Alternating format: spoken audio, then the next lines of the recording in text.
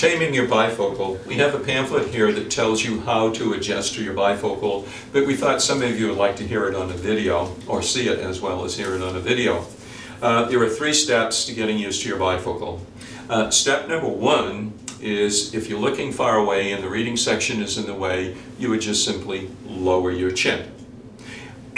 So if you're looking into the rear view mirror in the car and all of a sudden you see 4 headlights behind you or they're all fuzzy, you've raised your chin too much, just lower your chin down and the bifocal is out of the way.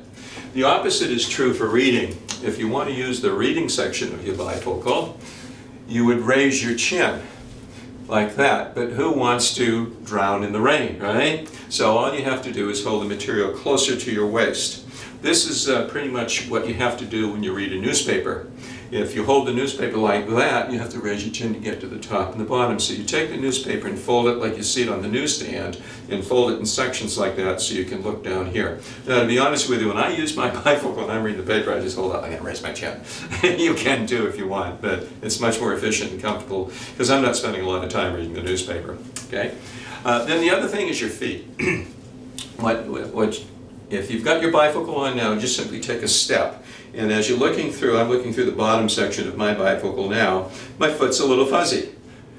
Now, if I use that to take a step, I would miss my step. So you've got to look over, it's clear. You've got to look over the top, and then you won't miss your step. Now, there's one more thing. What kind of bifocal should we use? There's a lot of controversy on bifocals today, okay? And we tell you in here you got to choose your poison, okay? Because you have a choice of, I have a bifocal where I got to get used to the line, or I have a bifocal where I got to get used to the distortion. Now, a regular bifocal, let's see, pretty much looks like this. Okay, this particular section of the bifocal, that's where you look far away. This portion of the bifocal is your near. All they did when they made this thing, they took another circle, another lens, cut it in half, and stuck 1/2 right in there. That's how they did it. Okay? Now, there's another type of lens out there, though. Oh, I moved my eraser. The other type of lens is called a progressive lens. And a lot of people refer to it as an invisible bifocal. Now, it's invisible to other people, but not you. Let me show you what, this is a regular bifocal. Here's what an invisible bifocal would be like if you could see it. You notice how much narrower it is. You do not have much room, much width in that type of bifocal. I have one of my own as well, and the width of my hand is the width of my reading. However, in my regular bifocal that I have right here, my width goes all the way out to here. So it's much more efficient for me doing reading and close work.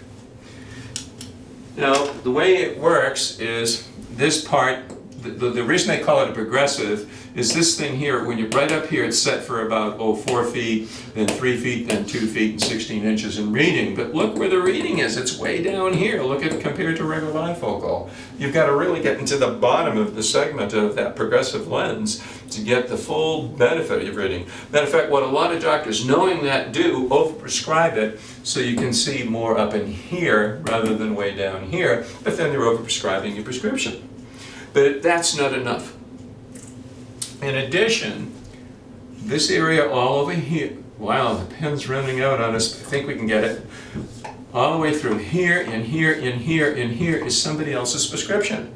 Because what they've got to do, this is your distance vision prescription, but to get to your near vision prescription down in here, they have to slowly change the curvature, which then changes the prescription of your glasses. That's why you find distortion and swimming out in the edge of a progressive lens.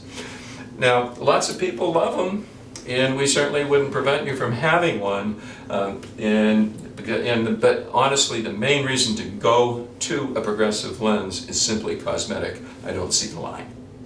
Okay, so again, you're back to choosing your poison. Do I deal with the line or do I deal with the distortion? We feel optically far superior is a regular bifocal with a line in it compared to a progressive. It's much a higher quality. That's why we recommend it. But certainly, we are open to people who like to use it, and people have been wearing it for time. We continue.